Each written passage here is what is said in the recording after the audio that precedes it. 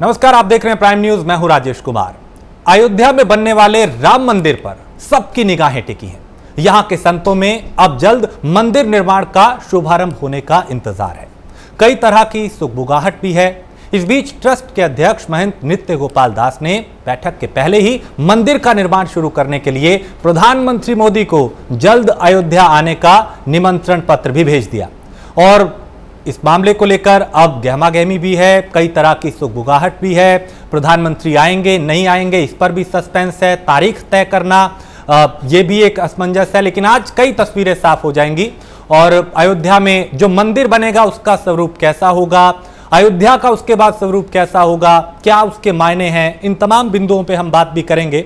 तो आज अयोध्या जो है वो पूरी तरीके से अब श्री राम का इंतजार कर रही है, मंदिर निर्माण का इंतजार कर रही है कि कब आधारशिला रखी जाएगी, कब भव्य और दिव्य मंदिर बनेगा। करोड़ों देशवासियों की आस्था का प्रतीक और एक लंबी जद्दोजहद के बाद, एक लंबी कानूनी लड़ाई के बाद संवैधानिक तरीके से जो सुप्रीम कोर्ट का फैसला आया, उसके बाद अब सबकी निगाहें टिकी हैं मंदिर निर्माण पर, आधारशिला पर। क्या तारीख होगी, किस तारीख में आधारशिला रखी जाएगी, उस वक्त कौन कौन मौजूद होगा। लेकिन इस बीच एक मौजूदा वक्त में एक बड़ी चुनौती ये भी है कि कोरोना काल भी है, उसमें भी कई तरह की सावधानियां रखनी है। सोशल डिस्टेंसिंग से लेकर कहीं पे भीड़ इकट्ठा ना हो, तो कैसे इससे निपटा जाएगा ये भी खास बात है। तो राम मंदिर को लेकर सबकी निगाहें टिकी हैं कि कैसा स्वरूप होगा, कैसा मंदिर होगा, कब उसकी आधारशिला रखी जाएगी। बैठकों का दौर जारी, इससे पहले भी कई तरह की बैठकें हो चुकी हैं और अब कोशिश ये कि तारीख जो तय करनी है वो हो जाए ताकि एक तस्वीर साफ हो। और उस वक्त कौन कौन मौजूद होगा, क्योंकि बहुत से संत ऐसे हैं जिनकी ये मांग है कि प्रधानमंत्री उस वक्त हो, पहली ईंट जब रखी जाए, मुख्यमंत्री योगी आदित्यनाथ हो।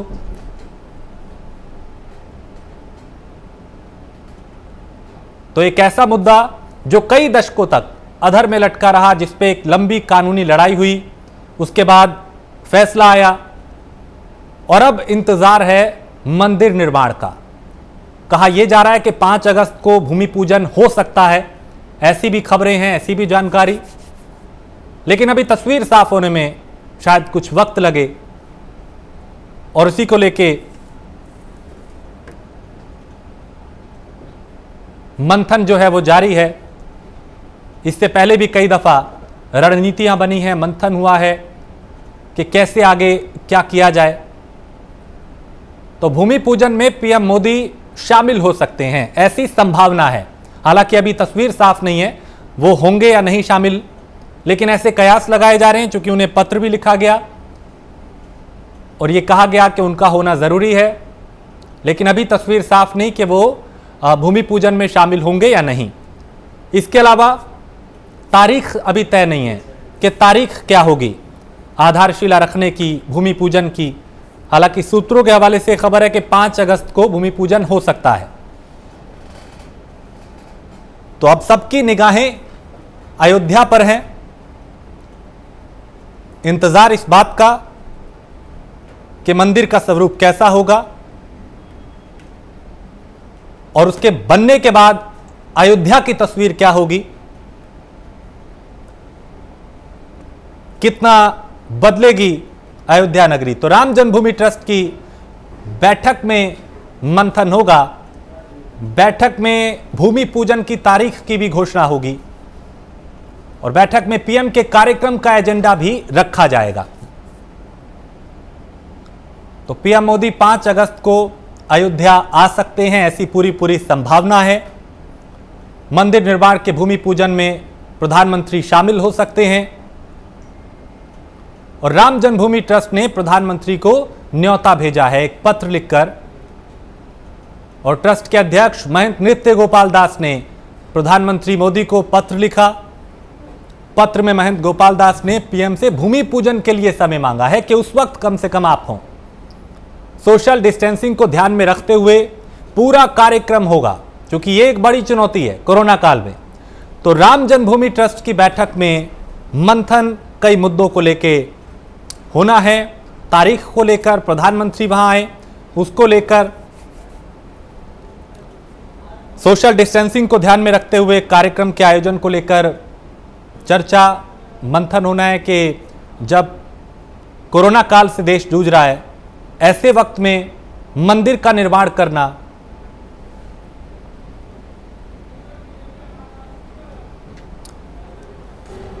तो इस पर चर्चा करेंगे, समीक्षा करेंगे और जानने की कोशिश करेंगे कि आखिर मंदिर का स्वरूप कैसा होगा और उसके बनने के बाद अयोध्या को हम किस तरीके से देखेंगे, अयोध्या का स्वरूप क्या होगा। हमारे साथ कुछ मेहमान जुड़े हैं। हरीश चंद्र श्रीवास्तव हमारे साथ, भारतीय जनता पार्टी के प्रवक्ता। इसके अलावा हमारे साथ चेतनानंद सरस्वती हैं, धर्मगुरु, और राहुल है हमारे साथ, राहुल तालान, राजनीतिक विश्लेषक हैं। आप तीनों का बहुत स्वागत है। सबसे पहले चेतनानंद जी, आपके पास मैं आऊंगा कि एक लंबी लड़ाई कानूनी तौर पे हमने लड़ी और देखी, और उसके बाद फैसला आया और अब तस्वीर इस बात पर टिकी है नजरें सबकी कि जो मंदिर का निर्माण होगा वो कैसा होगा। क्या उम्मीदें हैं संत समाज को, किस तरीके का स्वरूप अयोध्या में राम मंदिर का होगा? देखिए, निश्चित रूप से भव्य मंदिर निर्माण होगा। विश्व हिंदू परिषद ने अपना एक नक्शा, एक स्वरूप तैयार किया हुआ है, उसी के अनुसार इसका निर्माण होना है। और बहुत शुभ है, ये महामारी का समय है। अगर ईश्वर के मंदिर की राम, मर्यादा पुरुषोत्तम राम, जो इस देश की आस्था है, विश्वास है, हमारा अस्तित्व है, उनके मंदिर के निर्माण की प्रक्रिया जितनी जल्द प्रारंभ होगी वो शुभ संकेत लेकर आएगी और निश्चित ही अच्छा होगा। तो एक भव्य मंदिर निर्माण की हम कल्पना करते हैं, जैसा कि बहुत लंबे वर्ष, बहुत लंबा समय, बहुत लंबी अवधि रही और हम वर्षों तक प्रतीक्षा करते रहे, और प्रतीक्षा ही नहीं करते रहे, रक्त बहाया, साथ ही संघर्ष किया सड़कों पर। एक लंबा संघर्ष है जिसके बाद हमें विजय प्राप्त हुई है, और जो भी स्वरूप मंदिर का होगा मुझे लगता है बहुत शुभ होने वाला है। तो देखते हैं क्या रहने वाला है। संभावनाएं जैसी हैं कि 5 अगस्त को भूमि पूजन हो सकता है, सावन मास भी है, तो क्या ऐसे में कोई विशेष संयोग बनता हुआ नजर आता है? नहीं, देखिए, श्रावण मास तो खत्म हो जाएगा, भाद्र पक्ष प्रारंभ होगा, क्योंकि 3 तारीख की पूर्णिमा है, रक्षाबंधन है, उसके बाद। और ये तो जो पंचांग है उसके अनुसार जितने भी संत हैं वो मुहूर्त निकालेंगे, क्योंकि शुभ मुहूर्त में ही नींव रखना उचित रहेगा।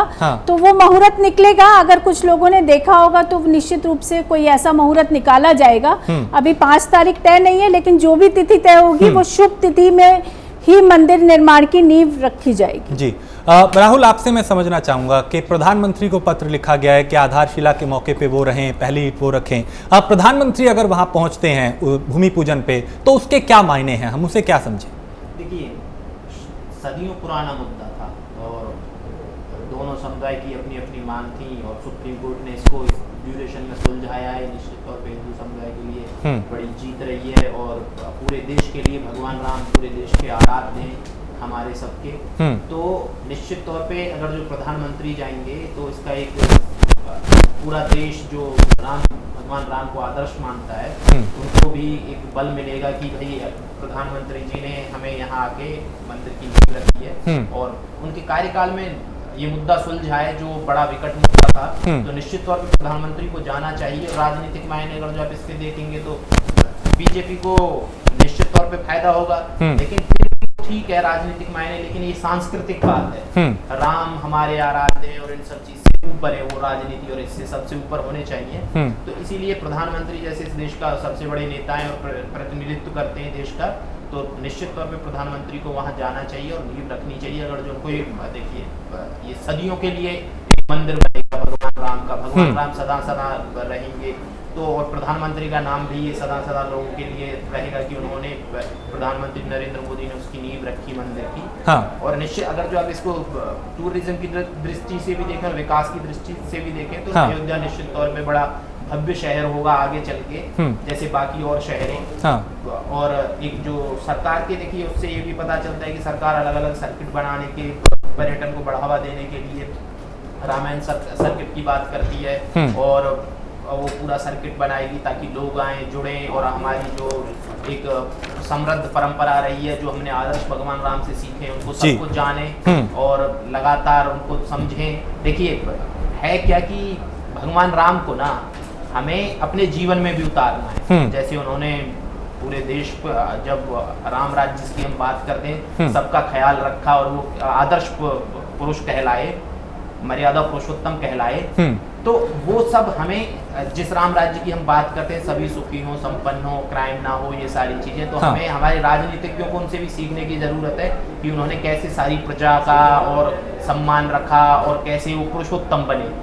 तो ये सारी चीजें हमें सीखने की जरूरत है और भगवान राम निश्चित तौर पे अब देखिए पूरा देश खुश है इस चीज को लेकर कि भाई एक राम मंदिर बन रहा है, जिसको हम सदियों से हमारे कितने सारे पूर्वजों ने इसके लिए जतन किए हैं, वो जानते हैं हम कि जैसे साध्वी जी ने बताया कि खून बहाया है, ठीक है वो खून बहाया है, लेकिन उसका एक उनकी भी जो लड़ाई रही है उसको भी नहीं भुलाया जाना चाहिए। हाँ, एक लंबी लड़ाई रही है, बिल्कुल सदियों लड़ी गई। हाँ राहुल, मैं लौटता हूँ आपके पास। हरीश चंद्र श्रीवास्तव भी हमारे साथ जुड़े हुए हैं। हरीश जी, एक लंबी जद्दोजहद के बाद तस्वीर साफ हुई, अब इंतजार इस बात का है कि मंदिर कब बनेगा, निर्माण कब होगा।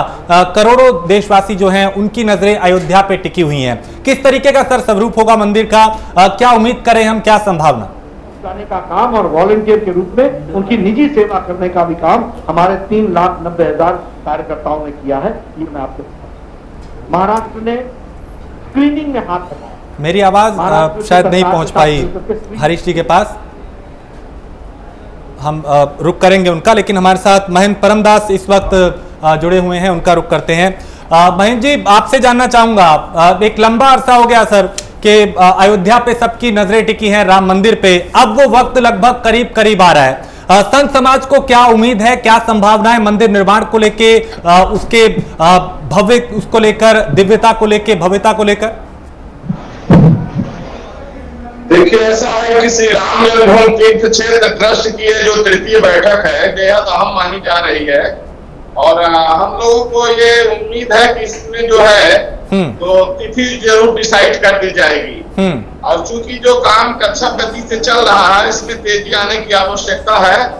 और हालांकि जो ये वैश्विक महामारी है, कोविड-19 से बचने के लिए सोशल डिस्टेंसिंग का पालन करते हुए और काम जो है तो उसमें थोड़ा तेजी आनी चाहिए।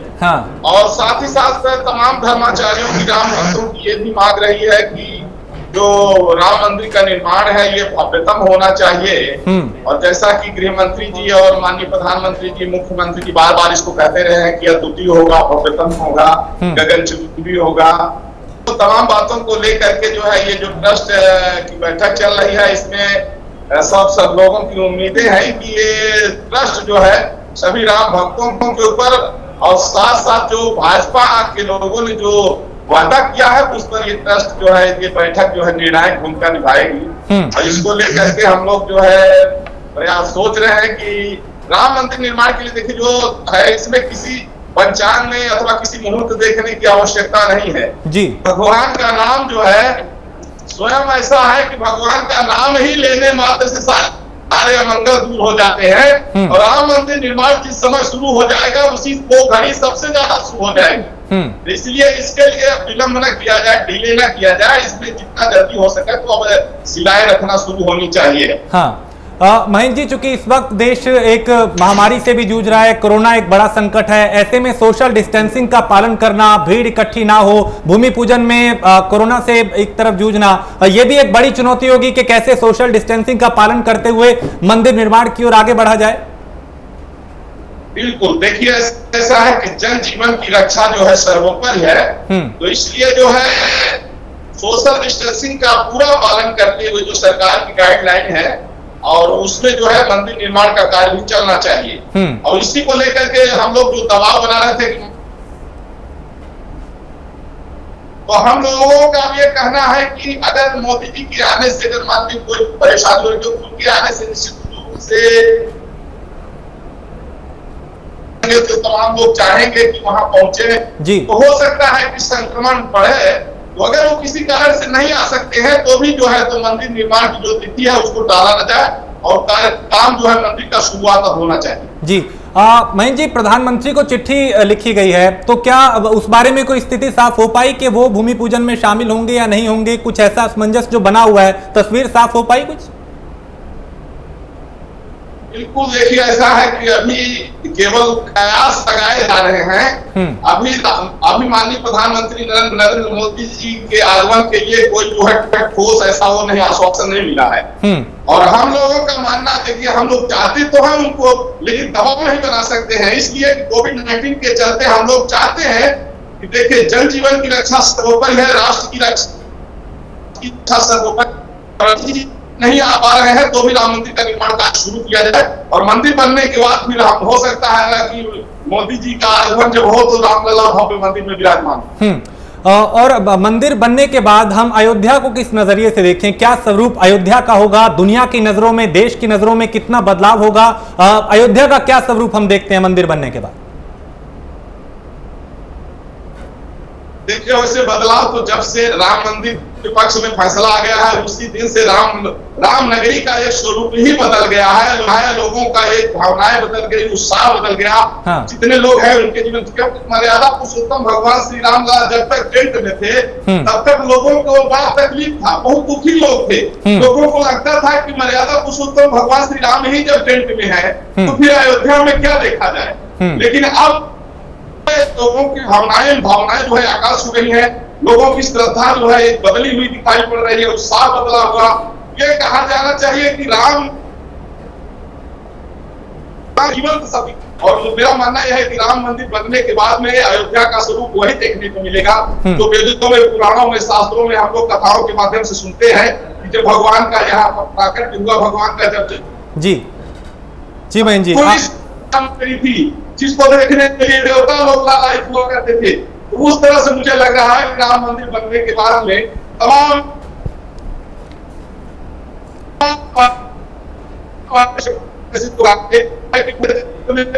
मांस मदिरा बंद करने के लिए महामहिम राष्ट्रपति जी आ गया है।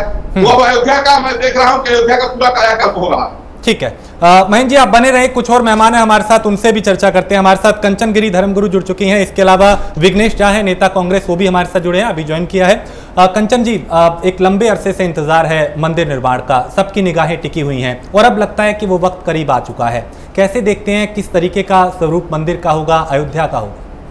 देखिए, सबसे बड़ी बात है कि बहुत दिन से हमें इस मंदिर का, अयोध्या का भगवान राम जन्मभूमि में बनने का इंतजार था, और सबसे बड़ी भूमिका रही है हमारे साधु समाज का। वो निरंतर प्रयास करते रहे, और साथ ही जब ये भव्य मंदिर बनेगा, सिर्फ अयोध्या नगरी में ही नहीं, पूरे विश्व से लोग दर्शन करने आएंगे। हाँ। और ये अपने आप में ही बहुत बड़ी बात है। साथ ही अब निर्माण चालू हो जाना चाहिए।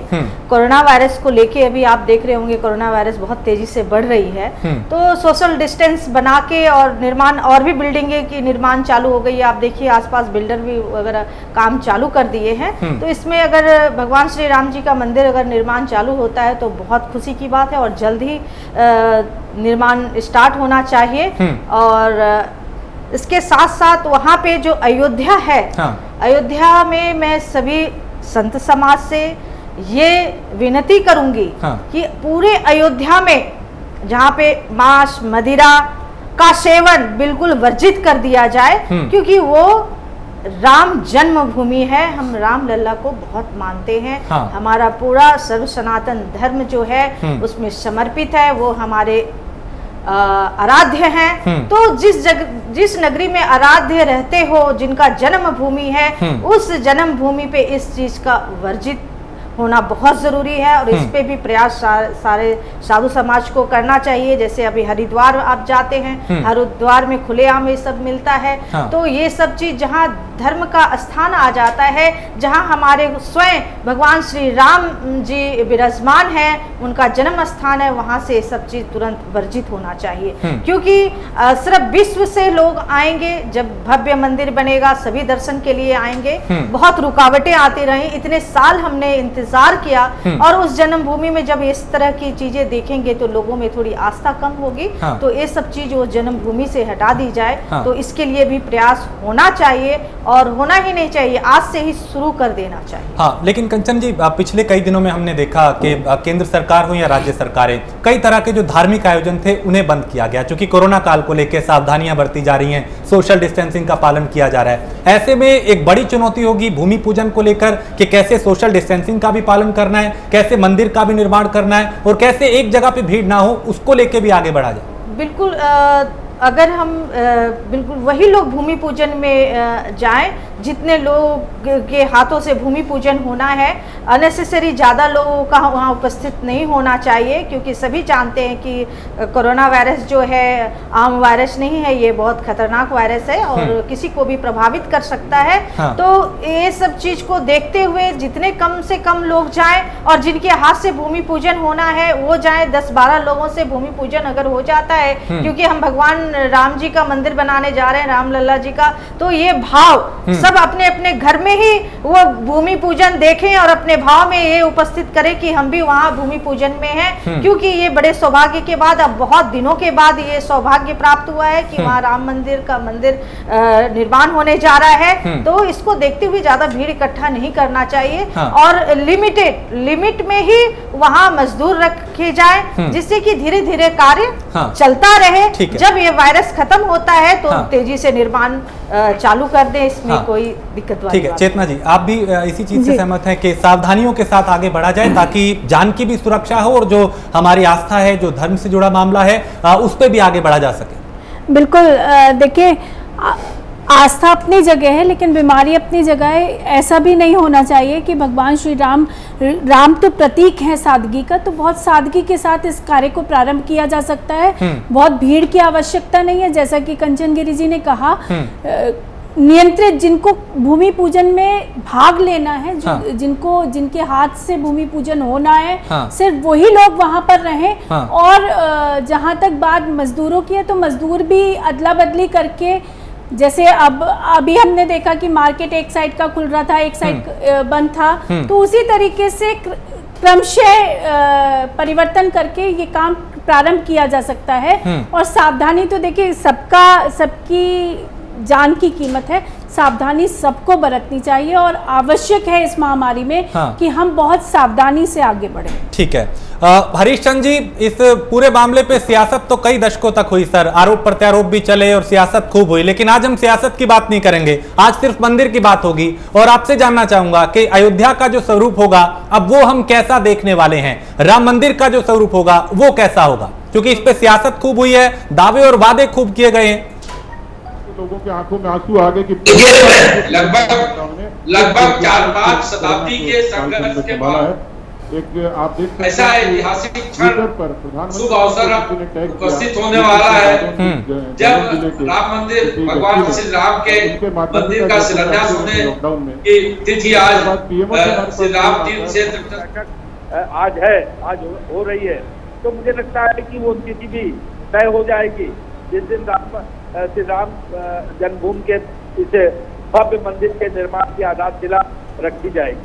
ये ऐतिहासिक क्षण होगा पूरे भारतीयों के लिए और पूरी दुनिया में फैले श्री राम भक्तों के लिए ऐतिहासिक क्षण होगा। भगवान श्री राम को हम लोग सृष्टि का नायक, अखिल ब्रह्मांड का नायक के रूप में हमारी आस्था उनके साथ जुड़ी हुई है। तो जो अयोध्या का ये जो भव्य मंदिर होगा पूरी दुनिया को, पूरे विश्व को मानवता का संदेश देने वाला और भगवान राम का जो संदेश था, जैसा उनका व्यक्तित्व था, जो मर्यादा पुरुषोत्तम के रूप में उनकी चराचर में की ख्याति है, वो संदेश पूरी दुनिया को जाए। तो और अयोध्या एक विश्व की सांस्कृतिक केंद्र बने, जैसा माननीय प्रधानमंत्री का ये मत है। तो ये इसको लेकर के जो तैयारियां हो रही हैं, इस क्षेत्र जो ट्रस्ट है उसके लिए तैयारियां कर रहा है। सब समाज पूरा इसके लिए जो वर्षों से शताब्दियों से संघर्ष करता रहा, वो ऐतिहासिक क्षण उपस्थित होने वाला है। तो निश्चित ही एक बहुत लक्षण भारत भूमि के लिए है, बहुत ही कुछ अच्छा संदेश मुझे लगता है प्रकृति की तरफ से, परमात्मा की तरफ से ये है, जब श्री राम जन्म मंदिर की शिलान्यास की पावन भूमि पर होगा।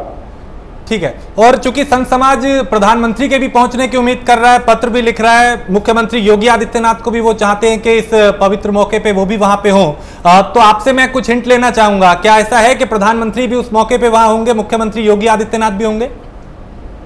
नहीं, ये जो मौका है ये इतिहास में दर्ज होने वाला मौका है। और माननीय प्रधानमंत्री जी ने, जैसा कि माननीय उच्चतम न्यायालय के राम जन्मभूमि मामले के विवाद पे निर्णय के पश्चात जो माननीय प्रधानमंत्री जी ने उस वहाँ की जो भूमि का हस्तांतरण श्री राम क्षेत्र ट्रस्ट को किया गया और उन्होंने वहाँ एक भव्य श्री राम जी के मंदिर के निर्माण की जो बाधाएं थी उसको दूर करके एक मार्ग उसका प्रस्तुत किया। इसके लिए उनका ये जो अभिनंदनीय जो हमारे पास के प्रधानमंत्री जी का जो कार्य है उसको लेकर के जो अयोध्या का संत समाज है या भारत का संत समाज है वो बहुत उत्साहित है। और जैसा कि मीडिया माध्यमों से में आया था वहाँ के संत समाज की तरफ से कि संत समाज प्रधानमंत्री जी के आगमन के लिए उनके अभिनंदन के लिए उत्सुक है। और जो श्री राम तीर्थ क्षेत्र ट्रस्ट के जो अध्यक्ष हैं पूज्य श्री नित्य गोपाल दास जी महाराज, उन्होंने एक भावपूर्ण पत्र लिखा था माननीय प्रधानमंत्री जी को और उस पत्र में उन्होंने ये कहा था कि ये जो भगवान राम के भव्य मंदिर की आधारशिला है ये जल्दी रखी जाए और माननीय प्रधानमंत्री जी इसमें उपस्थित हो। ये एक भावपूर्ण अनुरोध श्री राम तीर्थ क्षेत्र ट्रस्ट के जो श्री पूज्य श्री नित्य गोपाल दास जी महाराज हैं जो उसके अध्यक्ष हैं, उन्होंने ऐसा अनुरोध किया था। तो अब ये आज जो ट्रस्ट की बैठक हो रही है इस बैठक के बाद ही सारी स्थिति साफ होगी, वही आधिकारिक रूप से इसके बारे में कुछ बता पाएंगे। लेकिन हरीश जी आपकी आवाज नहीं पहुंच पा रही, कुछ दिक्कत हुई है, फिर आपके पास मैं लौटता हूं। राहुल आपसे मैं जानना चाहूंगा कि मंदिर बनने के बाद अगर अयोध्या की हम बात करें तो कितनी तस्वीर बदलती हुई नजर आएगी, और चाहे टूरिज्म को लेकर हो या फिर आर्थिक मोर्चे पे हम बात करें तो क्या अयोध्या भी उसी तरीके से पूरी नजरिया है जो दुनिया का अयोध्या को देखने का वो पूरी तरीके से बदलेगा? देखिए बिल्कुल जैसे ही फैसला आया वैसे यूपी सरकार ने बहुत सारे काम शुरू कर दिए, एयरपोर्ट का निर्माण शुरू हो चुका है, तो ये सारी चीज़ें तो और जब देखिए कोई भी भगवान राम पूरे विश्व के आराध्य हैं, एक तरीके से पूरे विश्व से लोग आएंगे, जब जहाँ लोग आते हैं तो वहाँ रिसोर्सेज भी क्रिएट होते हैं, लोग आएंगे, होटल्स का इंडस्ट्री डेवलप करेगी और बहुत सारी इंडस्ट्री डेवलप करती हैं, तो निश्चित तौर पे लोगों की जो जीवनचर्या है वो भी बदलेगी, लोगों का रहन सहन का स्तर भी बदलेगा, इकोनॉमिक स्थिति भी सुधरेगी, ये सारी चीजें होंगी। और जो सरकार के भी बड़े प्लान है इस चीज को लेकर कि रामायण सर्किट डेवलप करेंगे। देखिए टूरिज्म के क्षेत्र में भारत में असीमित संभावना है, बस उनका दोहन करना है। अयोध्या जब राम मंदिर बन जाएगा तो अयोध्या यूपी का एक ऐसा शहर होगा जहां बहुत सारे टूरिस्ट जाएंगे और जो उससे जो इनकम जनरेट होगी वो वहां जो एरिया है पूरा का पूरा जो रामायण सर्किट वाला एरिया है जो अयोध्या के आसपास करके जिले सबकी निश्चित तौर पर स्थिति सुधरेगी।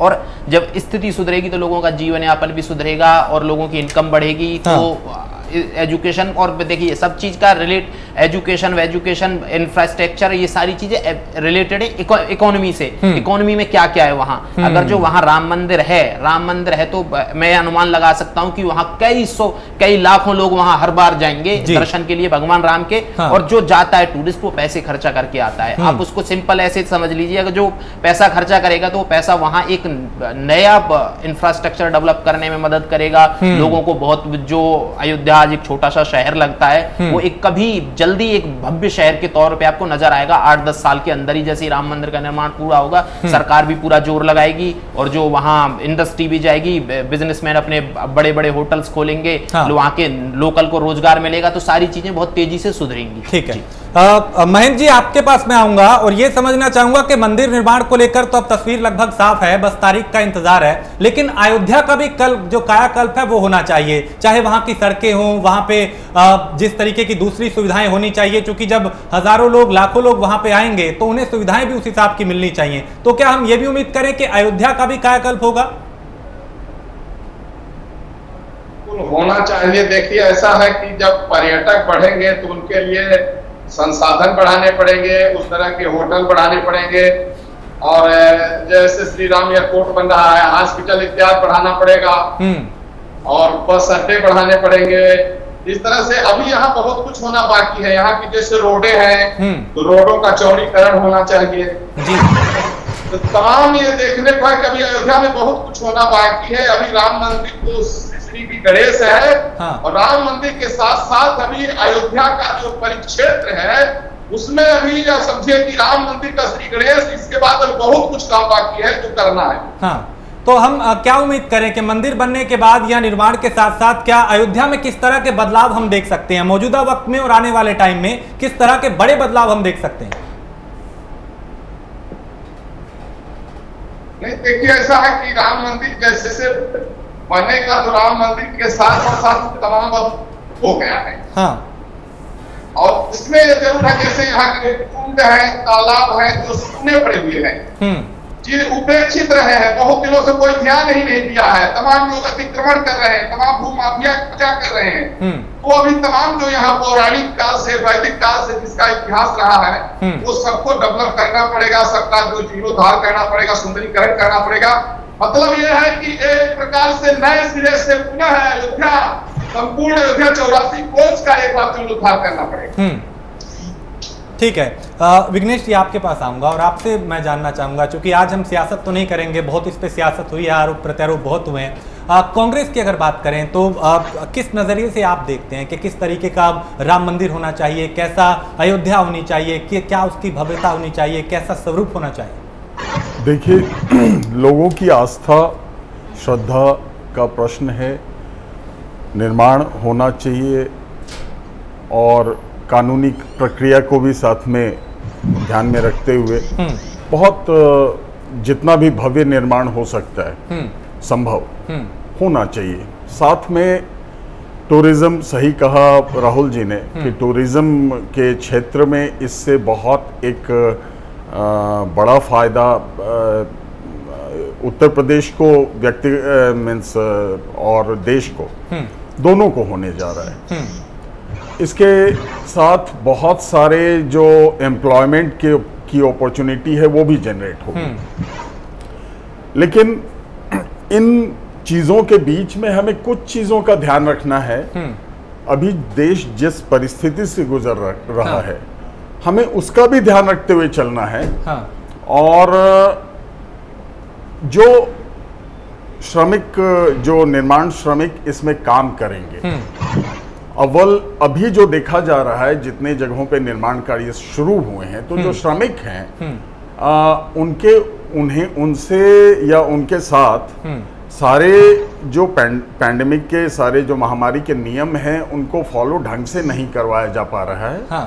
अयोध्या में थोड़ी ज्यादा हमें ध्यान देने की आवश्यकता पड़ेगी। देखिए, राम जो हैं वो अयोध्या के साथ सबके मन में भी हैं जी, सबके दिल में भी हैं। तो जितने व्यक्ति अपना जीवन खोएंगे उतने राम कमजोर होंगे।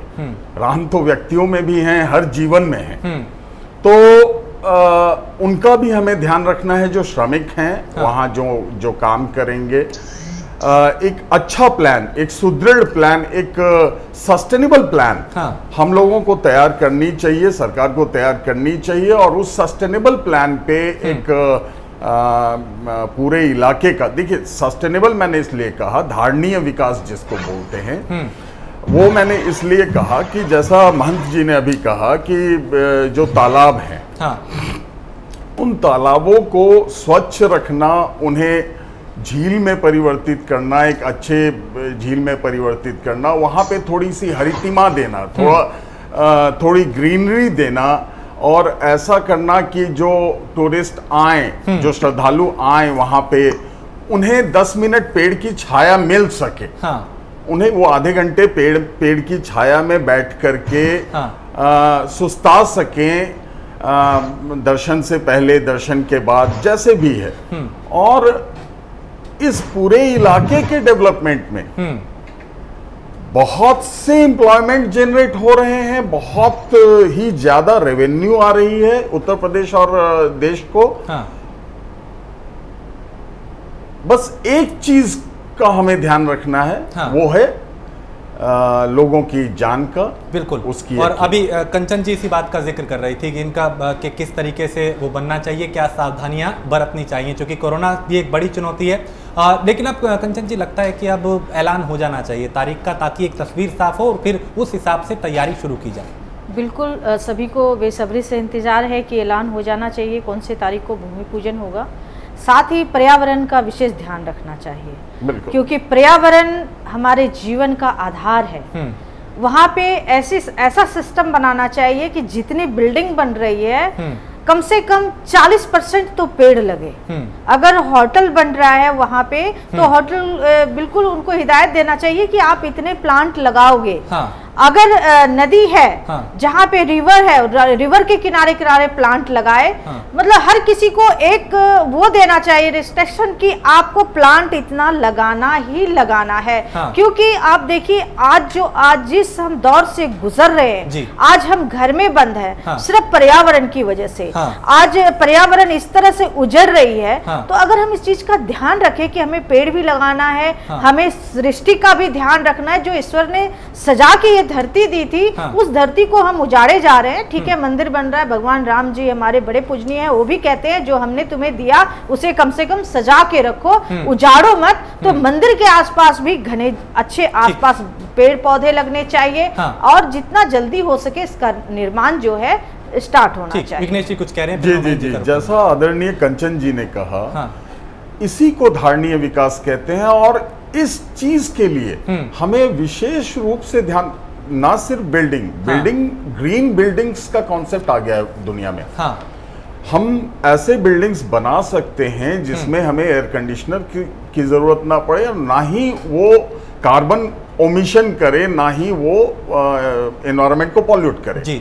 तो ऐसे बिल्डिंग्स जो अपने तालाब हैं उनको झीलों में परिवर्तित करना और एक बहुत अच्छा प्लान बन सकता है। इसका हमें विशेष रूप से ध्यान, जैसा कंचन जी ने कहा, मैं इनके समर्थन में आ रहा हूँ। ठीक है महेंद्र जी, आप पूरी चर्चा को सुन भी रहे हैं और मुस्कुरा भी रहे हैं। मैं आपके चेहरे पे मुस्कुराहट देख रहा हूँ। इसके क्या मायने हैं और क्या ये जो सुझाव दिए जा रहे हैं कि कम से कम हरे भरे हरियाली वहां पे होनी चाहिए, पेड़ होने चाहिए, इसे तो संघ समाज भी कर सकता है, इसके लिए किसी प्रशासन या सरकार की जरूरत नहीं है। आप कैसे देखते हैं? नहीं, बिल्कुल सही है। देखिए, वृक्ष तो बताया गया है, सतपुत्र समो वृक्ष है। वेदों में लिखा है कि 100 पुत्र के बराबर एक वृक्ष होता है। तो इसलिए वृक्ष लगाना, वृक्ष जो है नहीं, ये बिल्कुल ये वेदों में आया है कि वैसे भी देखिए जो हम ऑक्सीजन लेते हैं, ऑक्सीजन हमें वृक्ष ही देते हैं। तो जीवन धारण करने के लिए और पर्यावरण को शुद्ध बनाए रखने के लिए वृक्षारोपण तो नितांत आवश्यक है। ये बहुत अच्छी बात है। ये प्रत्येक व्यक्ति को संकल्प लेना चाहिए कि कम से कम 2, 4, 5 वृक्ष हम लगाएंगे ही नहीं, बल्कि उनको पाल पोस के तैयार करेंगे। तो करते क्या है, वृक्षारोपण तो करते हैं और वृक्ष लगा के बोले हमने 1000 वृक्ष लगा दिया, दूसरे साल एक भी वृक्ष नहीं बचा, सब जो है फूट गए। तो उसका जो है वृक्ष लगाना, उसको जो है तो सुरक्षित रखना, पानी देना और उसको तैयार करना, ये बड़ी चुनौती है।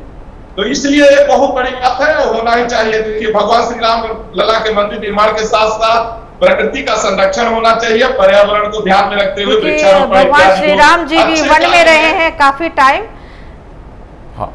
तो इसकी वजह से जरूर होना चाहिए। आप हमारे आश्रम पे जाइएगा, देखिएगा हमने दीवारों पे भी पूरा प्लांट लगाया हुआ है। तो पेड़ बहुत जरूरी है। और जिसमें कि पीपल का पेड़ हो, नीम का पेड़ हो, बरगद का पेड़ हो, इस तरह का प्लांट से जो है ऑक्सीजन ज्यादा मिलती है। मैं खुद भी पर्यावरण को लेके बहुत कार्य करती हूँ। तो ये बहुत जरूरी है, क्योंकि पर्यावरण नहीं रहेगा तो कुछ भी नहीं है। अब जैसे तीर्थ स्थान में लोग जाते हैं तो स्नान करते हैं, वहीं पे कचरा छोड़ देते हैं। तो कोई वहां पे होना चाहिए जो वहां लोगों के अंदर उतारे, भाई पानी को दूषित मत करो। जिस पानी को आप ग्रहण कर रहे हो, जिस जल को, उसी जल को आप दूषित कर रहे हो। जिस जल की पूजा कर रहे रहे हैं उसी जल को हम दूषित कर रहे हैं जी। तो ये बहुत जरूरी है। हाँ। अब बहुत लोग बोल देते हैं कि ये जल में विसर्जन कर जाइए। हाँ। तो बहुत पंडित जो आज की डेट में पंडित बैठे हुए हैं, कोई हाँ। कोयला डलवा रहा है, कोई कुछ डलवा रहा है। मैं खुद भी जमुना जी के किनारे काफी कार्य की हूँ, तो देखती हूँ कि लोग इतना दूषित करते हैं। लोग भोजन नहीं देंगे किसी को करने के लिए, लेकिन एक बोरी चावल जो है वो जमुना जी में बहा देंगे। हाँ। तो ये सब अवेयरनेस की जरूरत है और बहुत ही जरूरत है कि आज पर्यावरण नहीं रहेगा, आने वाले ज्यादा नहीं 10 साल में वो हालत होगी कि हमें जल भी नहीं मिलेगा और ऑक्सीजन जो है अपने साथ कैरी करना पड़ेगा। क्योंकि ये तो मौजूदा वक्त में और भी बता हमारे दिया। साथ ही राम का अस्तित्व भी कमजोर होगा, हम ही नहीं रहेंगे। तो भगवान राम जी का हम भव्य मंदिर कैसे निर्माण कर सकते हैं और उसकी देख रेख करने के लिए हमें स्वस्थ और मस्त रहना पड़ेगा। बिल्कुल। चेतना जी, क्योंकि धर्म जीने का हमें जरिया सिखाता है कि कैसे जीना है, लेकिन कई दफा देखा गया कि लोगों ने उसे मरने मारने का भी हथियार बनाया, कई ऐसी घटनाएं आई। लेकिन आज जिस तरीके की बात की जा रही है कि हमें अवेयरनेस की भी जरूरत है, हमें आस्था के साथ साथ कैसे सुरक्षित रहना है, कैसे धर्म का पालन करना है, इसकी भी बेहद जरूरत है। देखिए, बिल्कुल इसकी बहुत आवश्यकता है, क्योंकि ये आज जो समय है, हम लोग पिछले 4 महीनों से घरों में कैद हो गए हैं। उसका बहुत बड़ा कारण है कि हमने हर उस चीज़ का विनाश किया है जिससे हमारी आयु का वर्धन होना था। हाँ। हमने पेड़ काटे, हमने वनों को समाप्त किया, हमने जल को प्रदूषित किया। और ये देखिए, ये सरकारों का दायित्व नहीं है, ये आम जनता का दायित्व है, ये हर उस व्यक्ति का दायित्व है जो पीपल को पूजने तो जाता है लेकिन पीपल का संरक्षण नहीं कर सकता। जो बरगद की वट सावित्री के व्रत पर बरगद की पूजा तो करता है, लेकिन मैंने अभी देखा कि जब वट सावित्री का व्रत आया तो लोगों ने पाखंड में पूरे पेड़ के पेड़ उखाड़ डाले, उनकी टहनियों को तोड़ डाला। आप इस पूजन का, मैं आपके चैनल के माध्यम से आम जनमानस को ये संदेश देना चाहती हूँ कि इस तरीके के पूजन का, जो आपके आयु का वर्धन करते हैं, जब आप उनके विनाश पर आ जाते हैं तो प्रकृति फिर किसी को भी नहीं छोड़ती। और आज जो हम महामारी देख रहे हैं, ये महामारी सिर्फ हमने जो प्रकृति के साथ खिलवाड़ किया है, जो विनाश किया है आगे विकास के नाम पर, उसका परिणाम है। तो अयोध्या का स्वरूप ऐसा होना चाहिए जिस स्वरूप में राम वनवास में रहे, ऐसा प्रतीत होना चाहिए कि हम उस अयोध्या को जो वेदों में बताई गई है वो अयोध्या हम वापस ला सकें। तो उसकी कोई सकारात्मकता है। एक बिल्डिंग खड़े कर देना, इससे मुझे नहीं लगता है कि कोई भी इसका हल हो बिल्कुल, यानी एक इस तरह का स्वरूप हो कि वहां पे वन भी दिखाई दे, वहां पे हरे भरे पेड़ पौधे भी दिखाई दे, क्योंकि भगवान राम खुद 14 साल वनों में रहे थे। जी, मैं इसी में ऐड करना चाह रहा था। अचानक से ये बात ध्यान में आई है मेरे, तो मैं महंत जी बैठे हुए हैं और सारे हमारे संत समाज के लोग बैठे हुए हैं, तो उनके बीच, उनके माध्यम से ये बात पहुंचाना चाहूंगा सरकार तक कि क्यों ना, देखिए ये चीज, ये बात जो है इतिहास में दर्ज होने जा रही है, इससे कोई इनकार नहीं है। तो क्यों ना इतिहास को और सुंदर बनाएं हम कि भारत के पहले हरित शहर यानी ग्रीन सिटी के तौर पे हम वाराणसी के इस टूरिज्म वाले शहर को डेवलप करें और इसमें हर कुछ पर्यावरण के नियमों के अनुकूल हो, पर्यावरण के प्रति सबकी संवेदना है, नियमों के अनुकूल हो और सही में राम की आत्मा वहां पे आए। इसमें एक चीज मैं खास तौर से बोलना चाहूंगा, एक जो सबसे बड़ा पॉल्यूटिंग फैक्टर है, सॉरी मुझे कुछ इंग्लिश में शब्द इस्तेमाल करने पड़ रहे हैं, सबसे बड़े जो पॉल्यूटिंग फैक्टर्स हैं, हवा का अगर हम लोग मीन्स ये करें तो विचार करें तो हवा में कार्बन डाइऑक्साइड, कार्बन मोनोक्साइड जैसे जो आपको हार्मफुल एलिमेंट्स हैं, वो आते हैं सबसे ज्यादा फॉसिल फ्यूल बेस्ड व्हीकल्स से, पेट्रोल डीजल वाली गाड़ियों से। जी।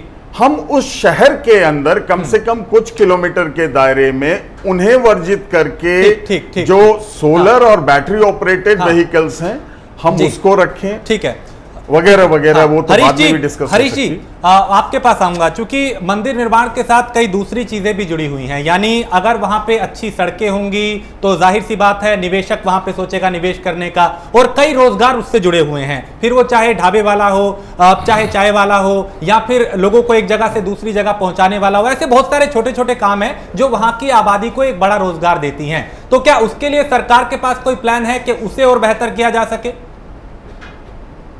निश्चित रूप से आदरणीय योगी जी की सरकार इसके लिए पहले से ही सचेत है और लगातार उस पर काम कर रही है। ये बात अवश्य है कि अयोध्या की जो बसावट है और जिस तरह का वहां की भौगोलिक परिस्थिति है कि बिल्कुल अयोध्या के साथ साथ सरजू जी बह रही है, और इसके इसीलिए इसके विस्तार की बात हो रही है। हाँ।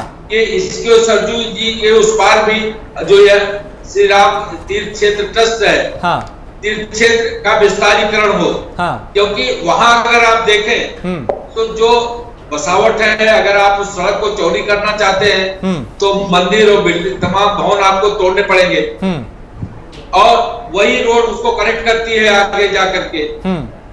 तो उस क्षेत्र को, इनके विकास को लेकर के, पर्यावरण को लेकर के, इन सारी बातों को लेकर के आदरणीय योगी जी की सरकार पूरी तरह से सचेत है, उस पर काम कर रही है। उन्होंने उसके प्रस्ताव भी वहां के जिलाधिकारी जो है श्री अरुण झा जी से मांगा है, माननीय मुख्यमंत्री जी ने अभी कल ही उस पर प्रस्ताव मांगे हैं। हाँ। तो वो लगातार सरकार उस पर काम कर रही है, और ये सारी बातें, हाँ, पर्यावरण शुद्ध रहे, को ग्रीनरी रहे, पेड़ पौधे रहे, तालाब झील रहे, ये हम सबकी कलेक्टिव जिम्मेदारी है। ठीक है, महेंद्र परमहंस जी, हाँ, तो ये कलेक्टिवली, ठीक है, महेंद्र जी से जान लेते हैं कि कितना काम हुआ और कितना जारी है। महेंद्र जी, सुप्रीम कोर्ट के फैसले के बाद क्या ऐसा अयोध्या में हुआ कि कुछ बदलाव आपको दिखाई दे रहा है, या फिर इंतजार किया जा रहा है कि पहले मंदिर की आधारशिला रखी जाएगी, उसके बाद बाकी काम होंगे?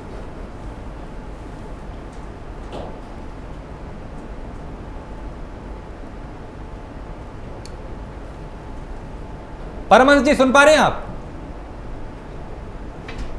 जी, देखिए, ऐसा है कि मर्यादा पुरुषोत्तम भगवान श्री राम भारतीय संस्कृति और मानवता के आदर्श हैं, और राम मंदिर का जो हम लोग लंबे काल से राम भक्तों ने राम मंदिर के लिए संघर्ष किया, तो पहले हमें समझना चाहिए। कभी कभी क्या होता है कि हमारा जो कम ज्ञान होता है, हाँ, तो वो हमको एक संकुचित दायरे में पहुंचा देता है। हाँ। राम का मतलब है राष्ट्रस्य मंगलम। राम माने राष्ट्र, माने मंगल, माने संपूर्ण राष्ट्र का, संपूर्ण मानवता का जो मंगल हो वो हम राम कहते हैं। माने सुव्यवस्थित जीवन, सुव्यवस्थित समाज, सुव्यवस्थित राष्ट्र, अनुशासित राष्ट्र, ये मर्यादा पुरुषोत्तम भगवान श्री राम के आदर्श चरित्रों से प्रेरणा और शिक्षा मिलती है। तो राम मंदिर का मतलब ये कैसा है, देखिए, जहां मानवता से भरा समाज हो, जहां सबको न्याय मिले, जहां सबका सम्मान हो। देखिए, यहाँ राम से ही ये पता लगता है कि जहां प्रकृति का भी संरक्षण है, जहां वृक्षारोपण का भी वो है, जहां सबका सम्मान भी है, जहां हर तरह के लोगों में भाईचारा है, जहां किसी तरह की नफरत नहीं है, नफरत विनिर्मुक्त समाज, ये भगवान श्री राम के चरित्र से जो है शिक्षा मिलती है। तो राम मंदिर जो बन रहा है, ये आप समझिए कि जो भारतीय संस्कृति का मुगल काल से लेकर के हमारी संस्कृति पर अतिक्रमण किया गया, कुठाराघात किया गया, विकृत किया गया, हाँ, वो सारा जो है तो कलंक धूल करके अब पुनः से अयोध्या के साथ साथ हमारा पूरा भारतवर्ष एक बार पुनः वो राम राज्य का भारत, वो वैदिक काल का भारत, वो पौराणिक काल का भारत पुनः पूरे विश्व को देखने को मिलेगा, जहां पूरे विश्व के लोग आकर के और चक्रवर्ती सम्राट के चरणों में नतमस्तक होकर के और हर समस्या का समाधान पाते थे।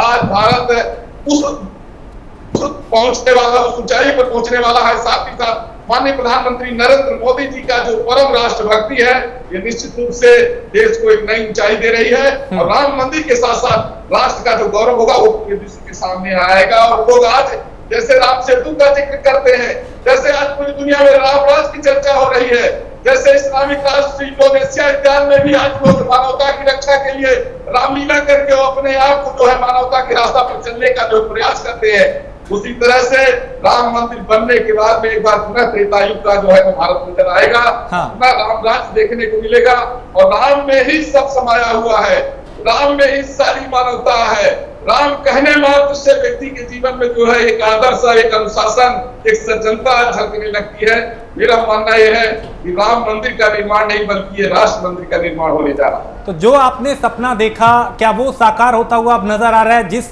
सपने में आपने जो कल्पना की है मंदिर को लेके कि मंदिर ऐसा होना चाहिए, उसका स्वरूप ऐसा होना चाहिए, आपको पूरी उम्मीद है कि वो सपना पूरा हकीकत में साकार होता दिखाई दे रहा है? वैसा ही होगा हुबहू जैसा संत समाज ने सोचा है?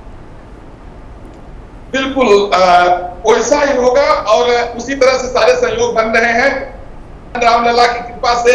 देखिए अब ऐसा फिर लगने लग गया है कि अब भारत जो है अब वो भारत होगा जो विश्व गुरु भारत होगा। और चाहे हॉलैंड, पोलैंड, इंग्लैंड, चाहे जापान, अमेरिका, कोई भी हो, अब भारत में आ संदेश लेकर के जाएंगे। ये अगर सुव्यवस्थित जीवन जीना है तो भारत को गुरु मान करके और भारत से शिक्षा लेना सीखिए। वो भारत अब जो है पुनः देखने को मिलेगा चंद दिनों में।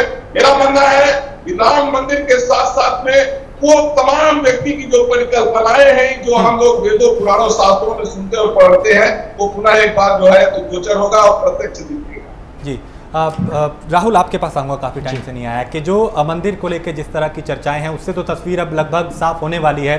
कब तारीख तय होगी, क्या तारीख होगी, कैसे भूमि पूजन होगा, क्या सावधानियां होंगी, कोरोना काल है। लेकिन इसके अगर दूसरे पहलू देखें, जो आर्थिक गतिविधियां हैं, जो छोटे छोटे काम इससे जुड़े हुए हैं, उसको हम कैसे देखें? क्या ये अयोध्या को एक नई पहचान दिला पाएगा? चूँकि मंदिर निर्माण से ही एक नई पहचान नाकाफ़ी होगी, बल्कि उसके आसपास का जो माहौल है, पूरी अयोध्या का जो है, उसको भी एक अलग पहचान देनी होगी। देखिए, राम जी का मंदिर बन जाना ही वहाँ पूरे देश में एक अलग पहचान, पूरे विश्व में अयोध्या की अलग पहचान होगी।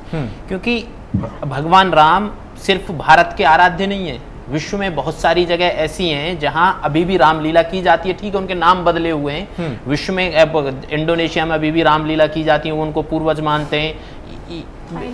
थाईलैंड में की जाती हैं। आपके चाइना से कौन सा देश है उसका नाम कंबोडिया में बहुत जगह की जाती है। रशिया में भी कई जगह रामलीला की जाती है।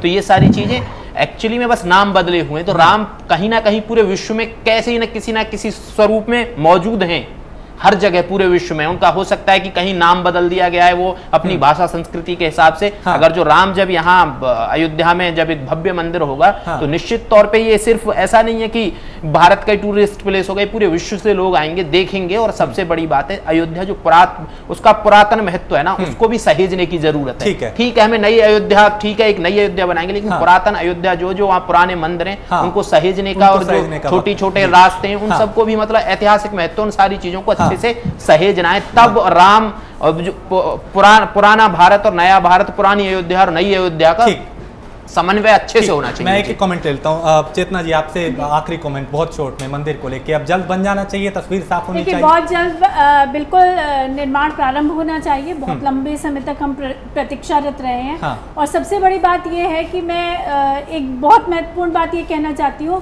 कि राम, जैसा अभी राहुल जी कह रहे थे, मैं इनकी बात का बिल्कुल समर्थन करती हूँ कि राम विश्व के आराध्य हैं। क्योंकि हमारी सीमाएं इंडोनेशिया, नेपाल और थाईलैंड, मलेशिया में रामलीला होती है, तो बहुत लोगों की आस्था जुड़ी हुई है। विश्व भर का टूरिज्म जुड़ने वाला है।